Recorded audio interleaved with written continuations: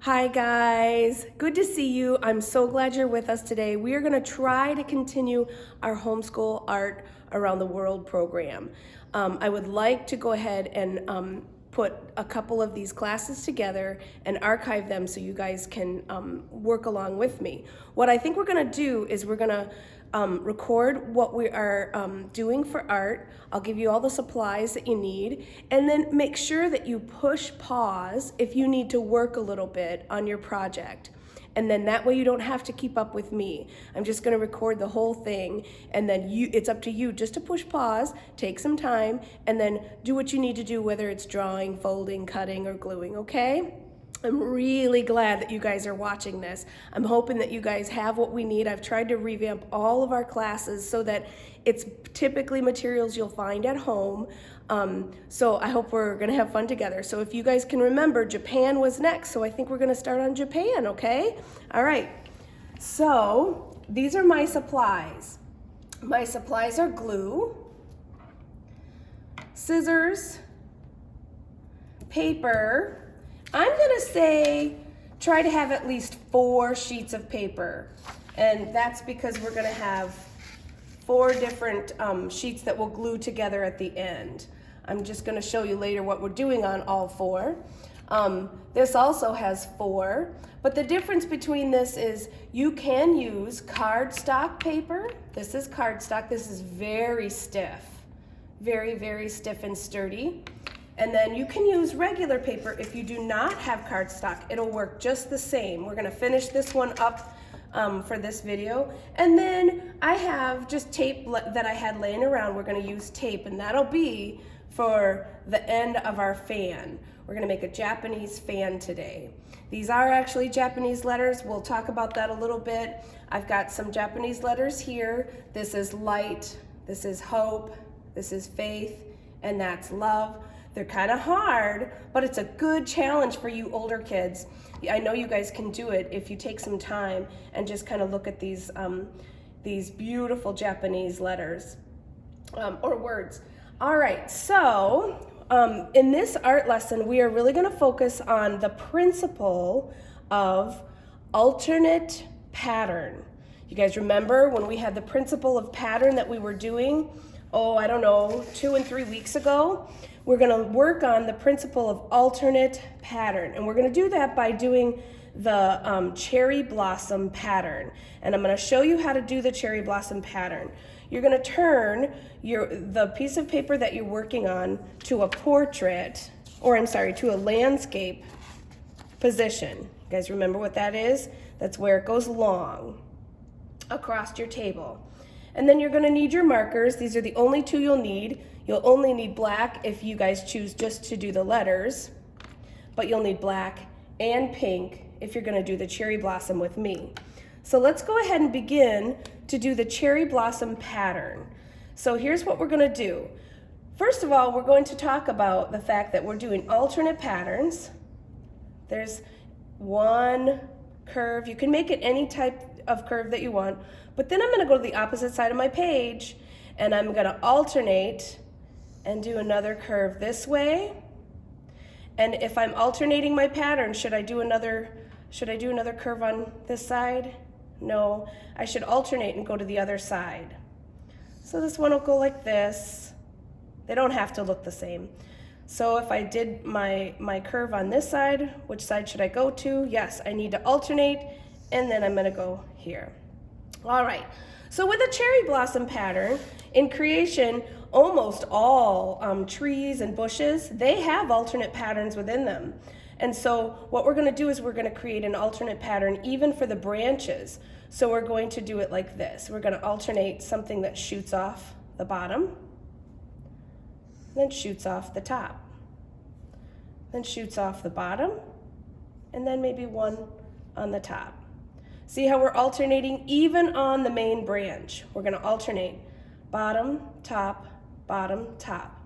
So alternate patterns are found in creation all over. All right, so we're gonna go bottom, top. That one's a short one. Bottom, top. Good, so the same thing goes for this one.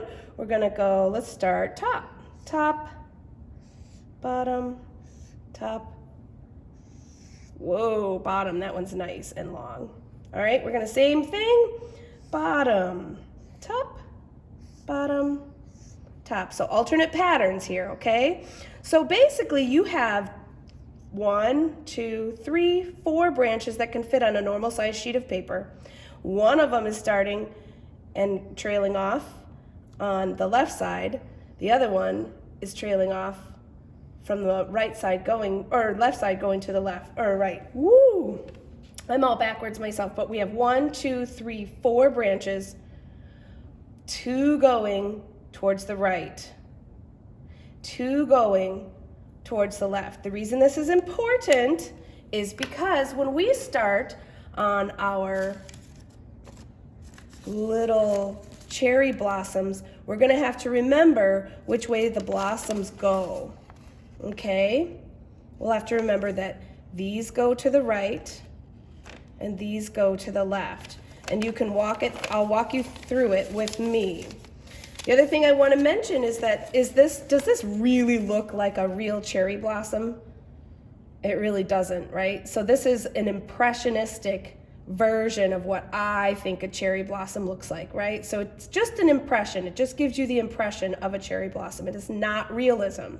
For those of you who were with us last year, we studied the difference between realism and impressionism, and this is definitely impressionism. So here's what we're going to do. We're going to start with, let's start at the bottom. It's probably easier to see. We're going to start with, at the very end of each tiny little branch coming off the main branch, I'll start with this one actually.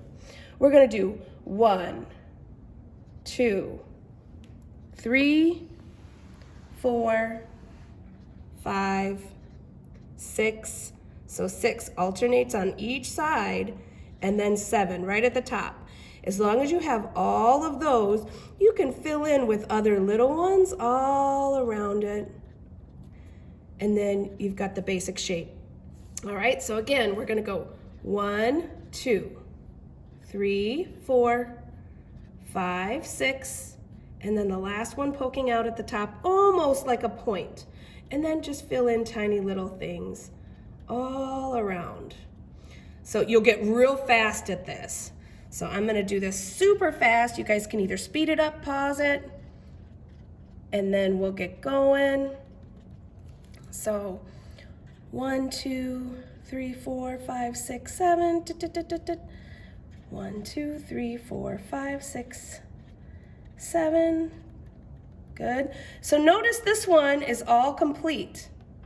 So what we're going to do is we're going to go to the next one that shoots over to the right, and we'll start again. 1, 2, 3, 4, 5, 6, 7, and then a little bit of playing around.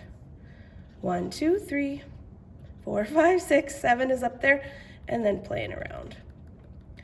Good. And that is your basic shape of the blossom. Okay? So you guys finish that up, and then we'll go to the folding part. If you want to push pause, I'm going to finish this super quick, and then I'll show you how to fold. So I don't know if you guys know, Japanese cherry blossoms are just one of the most beautiful bushes that are trees that blossom in the spring, and our capital in Washington is blooming right now. And it was actually all of the trees that are there, the cherry blossom trees that are there, were actually given to us as a country from Japan. I forget the year, but it was many years ago. But if you wanted to look that up, that would be an excellent thing to do for enhancing your Art Around the World project today. Discovering who it was that donated and gifted the United States all of those cherry blossom trees that so many visitors come to Washington for each year from all over the world. All right, so now I'm going to teach you how to fold. Folding a fan is going to take a lot of alternate work. So although this isn't part of the art, this is part of the manipulation that we're going to do with our hands, okay? So we're going to be alternating. Many of you have done a fan before, but For those of you who haven't, you're going to turn your page over to a portrait position. You're going to turn it over, and then what you're going to do is the first fold is the most important because you don't want it too small and you don't want it too large. And I'm going to say the first fold should be no bigger than your knuckle. No bigger than your knuckle. Can you see that? That first fold is no bigger than your knuckle. Try to get it nice and crisp. And then what you do is you flip your paper forward and you're going to do the alternate fold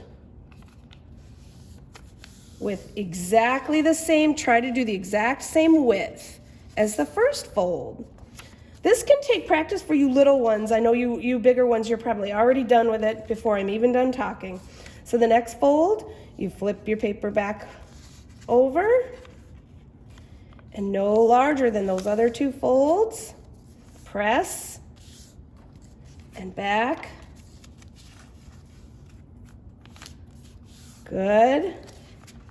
Flip it again. You're alternating front and back. Press and fold. Alternating again to the front. We're getting towards the end. Make sure you don't get too quick because you just want to make sure that it's all the same width each time you go. Okay, back to the front. Good job. Okay, probably one more fold here. All right. And this is where it's up to you guys. If you want to take and trim off the excess, you can just trim it and be done. All right, so here's the deal.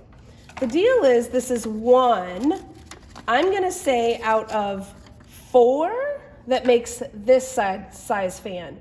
You can do just 2 pieces of paper, but if you do 4, you're going to have a nice big fan, and it'll fan way out. So what we're going to do now is I'm going to teach you how to actually assemble each of these pages together so that you can make sure you have a whole fan. So I'm going to set this one aside. Here are my 4. I've already glued 2 together. And then I've got another 2. So you can do it a number of different ways. You can glue 2 together and then glue those. Or you can just do 1 by 1. It doesn't matter at all. So I'm just going to add on to what I already have. So you take your glue. Oh, I'm not done trimming this.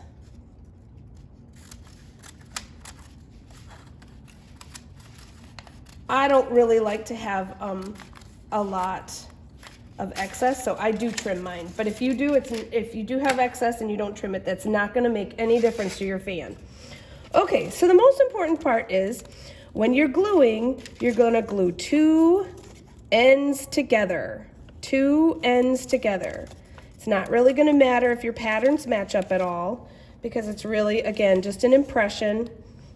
All right, and so here's what we're going to do. We're going to take our glue and maybe go a little bit of a squiggly line here, a little bit of a squiggly line there, and then we're going to take these 2 and we're going to match them up, make sure they're matched up as best you can, and then you're just going to press and seal it and run it all the way up.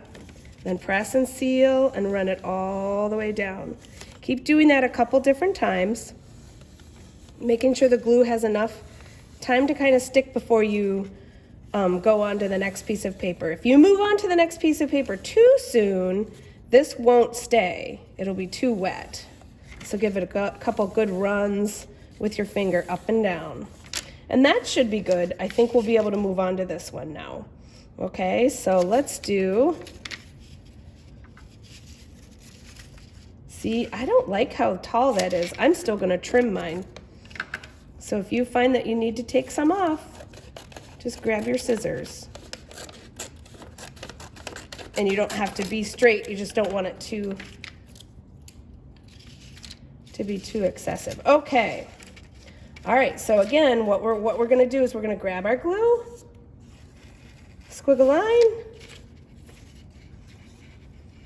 squiggle line, and then we're gonna press and seal, line them up,